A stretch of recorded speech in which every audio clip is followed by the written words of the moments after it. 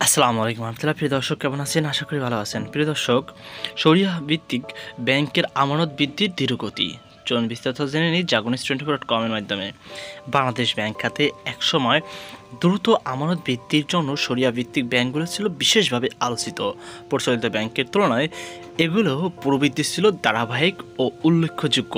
তবে সাম্প্রতিক সময়ে একাধিক দুর্নীতি ও অনিয়ম প্রকাশ্য আসায় সেই প্রবৃদ্ধির এক ধরনের বড় বাটা পড়েছে। বাংলাদেশ ব্যাংকের হালনাগাদ পরিসংখ্যান বলছে 2024 সালের জুলাই মাসে দেশে ব্যাংক খাতে মোট আমানতের পরিমাণ ছিল 18,51,000 কোটি টাকা।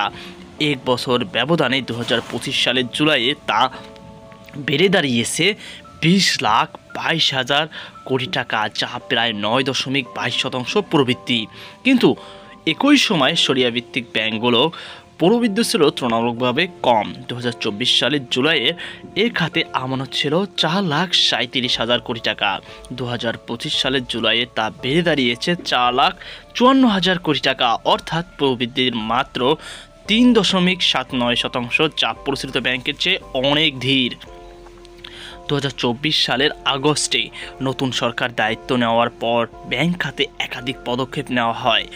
এর মধ্যে 15টি ব্যাংকের পরিষদ বিলুপ্তি, এস আলম গ্রুপ ব্যাংক খাত থেকে অপসারণ, 52,000 কোটি টাকার তারল্য সহায়তা এবং 5টি দুর্বল ব্যাংকের একীভূতকরণের অন্তর্ভুক্ত। এসব পদক্ষেপ প্রচলিত ব্যাংকের আমানত বাড়াতে সহায়তা হলেও ইসলামী ব্যাংকগুলো তেমন সুফল পায়নি।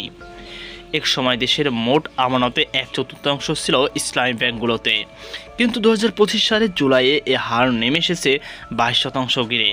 খাত সংশ্লিষ্টদের মতে, আওয়ামী লীগ সরকারের পতনের পর তৈরি হওয়া অস্থিরতা এবং ইসলামী ব্যাংকগুলোর দুর্বল ব্যবস্থাপনা ও আর্থিক অনিয়মের কারণে আমানতকারীদের আস্থা নড়বড়ে হয়ে যায়। ফলে অনেক এসব ব্যাংকের থেকে টাকা তুলে নেন আর প্রচলিত ব্যাংকের আমানত তুলনামূলকভাবে বাড়ে। বর্তমানে দেশে পূর্ণাঙ্গ শরিয়াহ ভিত্তিক ব্যাংক রয়েছে 10টি: ইসলামী ব্যাংক বাংলাদেশ লিমিটেড, আল আরাফা ইসলামী ব্যাংক, এক্সিম ব্যাংক, শাহজালাল ইসলামী ব্যাংক, ফার্স্ট সিকিউরিটি ইসলামী ব্যাংক, সোশ্যাল ইসলামী ব্যাংক, গ্লোবাল ইসলামী ব্যাংক, ইউনিয়ন ব্যাংক, আইসিবি ইসলামী ব্যাংক ও স্ট্যান্ডার্ড ব্যাংক। গত সরকারের সময় শাহজালাল ইসলামী ও স্ট্যান্ডার্ড ব্যাংক ছাড়া বেশিরভাগ ইসলামী ব্যাংকে অনিয়ম ও লুটপাটের ঘটনা ঘটে। এর মধ্যে 5টি ব্যাংক ইতিমধ্যে একীভূত হয়েছে, তবে ইসলামী ব্যাংক বাংলাদেশ ও আল আরাফা ইসলামী ব্যাংক ঘুরে দাঁড়াতে উদ্যোগ নিচ্ছে। বাংলাদেশ ব্যাংকের তথ্য অনুযায়ী 2025 সালের মে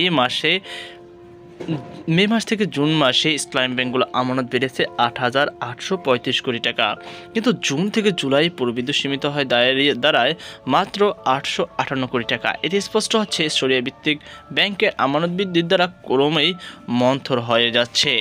তো প্রিয় দর্শক, এই ছিল আমাদের সর্বশেষ আপডেট। এ নিয়ে আপনার কি মতামত অবশ্যই কমেন্টে জানাবেন। সকল ভালো থাকুন, সুস্থ থাকুন। আজকে পর্যন্ত আল্লাহ হাফেজ।